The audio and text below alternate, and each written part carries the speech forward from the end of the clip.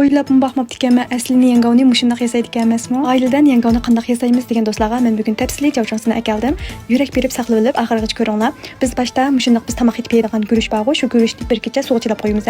Buning oziqligini o'zimizningki odam soniga qarata chilab qo'ysak bo'ldi. Deb bir kecha chilab qo'ygan guruchimizni ash suv bilan qo'shib, ezish mashinamizda ushoq ezib olamiz. Qiyma qilish mashinalar ushoq ezalsa, shunda ezib olsanglar. Endi biz manondek to'g'ri yoki takirroq bo'lsa, mushning ichiga bu suyimizni quyib, suvi pakiz tuguncha chin siqib elib olamiz.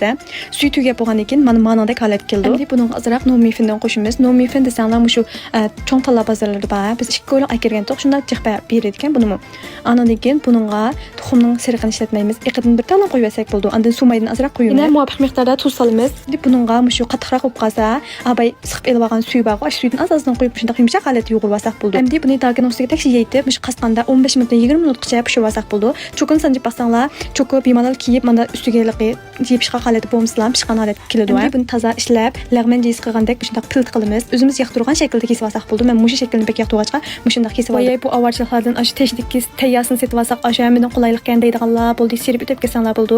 Lekin mushu o'zim o'z qo'lim bilan pokizda etib yey, texnikaga bek ishonch qilmaydi ekanman degan xonim qizlar yurak berib mush bo'yicha sinab baqsanlar bo'ldi ekan. Bu texnika bilan o'xshash chiqadi ekan. Uning ustiga biz mananga vaqtni uzatadigan yilqi chirikdan saqlag'ich u bu degandek bir narsalarni qatmaymiz. Tabiiy pokizda chiqadi. Beka vaqtimizda mushundaq tayyorlab qo'yib, binshamning to'ngtiga yegsab qo'yib aldirganda ishlab eplam achi xumarimiz tutganda tayyorlab yevasak bo'ldi. Do'stlar, yengavni zodi nima deya saydi bilamizlar. Men bugun mushni yengavni o'z qo'lim bilan yasab, mushdan tetik qo'llardan tatib o'zim tanishidaman. Sirtlarning tamoqlarini az yeydigan yoki yegizganmaydigan, oilada o'z qo'li bilan tayyorlab yeyishni bek yaxshi ko'rgan xonim qizlar, men yurak berishni unutmanglar. Nim tamoq yeginglar bo'lsa, shuni inkaslarga yozib qo'ysanglar, men shu tamoqni o'z qo'lim bilan yasab, javjonsini chiqarib bersam bo'ldi. Hammamiz yenga qo'riy olamiz, lekin ash tayyor tezqon tugablam ishlatimiz shunday qo'y. Men bugun o'z qo'lim bilan qiyamni tayyorlab baqandim. Ta'min sirtlarnikidan qilishmoqdek chiqib. Cho'ngroq bir qachimizga ben fanjandan bir qo'shiq, sho'xli qiyamidan bir qo'shiq, mana o'xshash tarkibi pokizda yemeklikdan ishlangan xondo'jandan, ya'ni o'rganli xondo'jandan 2 qo'shiq soldim. Andan keyin mana o'xshash yana linkenja shimcho'dan 2 qo'shiq soldim. Ma bo'lsa jijingni o'nda ishlasak bo'ladigan, bu yemeklikdan ishlangan